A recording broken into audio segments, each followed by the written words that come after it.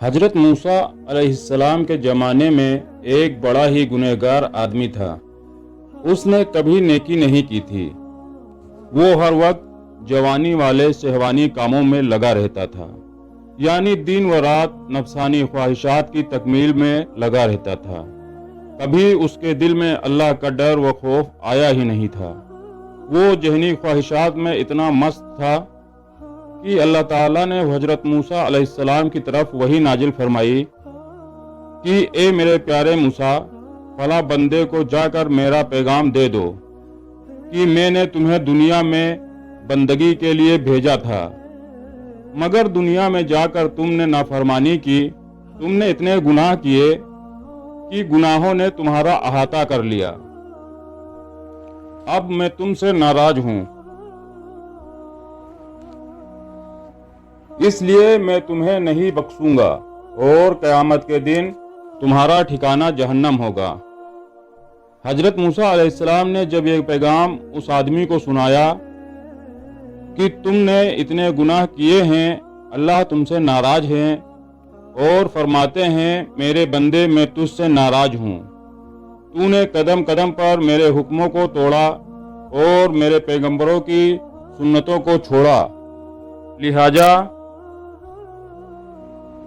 میں تجھ سے خفا ہوں، اب میں تجھے نہیں بخشوں گا اور تجھے جہنم میں ڈال دوں گا۔ اس بندے نے جب یہ بات سنی تو اس بندے کے دل میں ایک عجیب طرح کی کیفیت پیدا ہو گئی۔ وہ سوچنے لگا کہ میں اتنا بڑا گنہگار ہوں کہ پروردگار مجھ سے ناراض ہیں، اور اللہ تعالیٰ نے اپنے پیغمبر کے ذریعہ پیغام بھیج دیا کہ میں تجھ سے خفا ہوں، تجھ سے ناراض ہوں اور تجھے جہنم میں ڈال دوں گا۔ وہ یہی باتیں سوچتے سوچتے جنگل کی طرف نکل گیا۔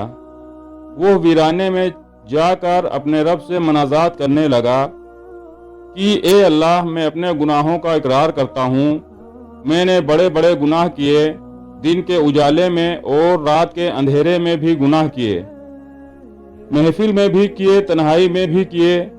اے اللہ، میں نے گناہ میں کوئی کسر نہیں چھوڑی، میں نے سر پر گناہوں کے بڑے بڑے بوجھ لاد لیے ہیں، مگر اے پروردگار، اگر میرے پاس گناہوں کے بوجھ ہیں تو تیرے پاس بھی درگزر کے خزانے ہیں۔ یا اللہ، کیا میرے گناہ اتنے ہو گئے کہ تیرے عفو و درگزر کے خزانوں سے بھی زیادہ ہیں؟ میرے مولا، اگر تو کسی کو پیچھے دھکیلے گا تو پھر کون اس کا غمخوار ہوگا؟ اے بے کسوں کے دستگیر، میں تیرے سامنے فریاد کرتا ہوں، تو مجھے مایوس نہ کر۔ تیری رحمت میرے گناہوں سے زیادہ ہے اور میرے گناہ تیری رحمت سے تھوڑے ہیں۔ بالآخر اس نے یہاں تک کہہ دیا کہ اے پروردگار، اگر میرے گناہ اتنے زیادہ ہیں کہ بخشش کے قابل نہیں ہیں تو میری ایک فریاد سن لے کہ تیرے جتنی بھی مخلوق ہے ان سب مخلوق کے گناہ میرے سر پر ڈال دے، مجھے قیامت کے دن عذاب دے دینا، مگر باقی بندوں کو معاف کر دینا۔ اس کے یہ الفاظ اللہ تعالیٰ کو بہت پسند آئے، لہٰذا اللہ تعالیٰ نے فوراً حضرت موسیٰ علیہ السلام کی طرف وحی کی کہ اے موسیٰ، اس بندے کو بتا دیجئے کہ جب تو نے میری رحمت کا اتنا سہارا لیا تو سن لے، میں حنان ہوں، منان ہوں، رحیم ہوں، لہٰذا میں نے تمہارے گناہ کو معاف کر دیا، بلکہ تمہارے گناہوں کو نیکیوں میں بدل دیا۔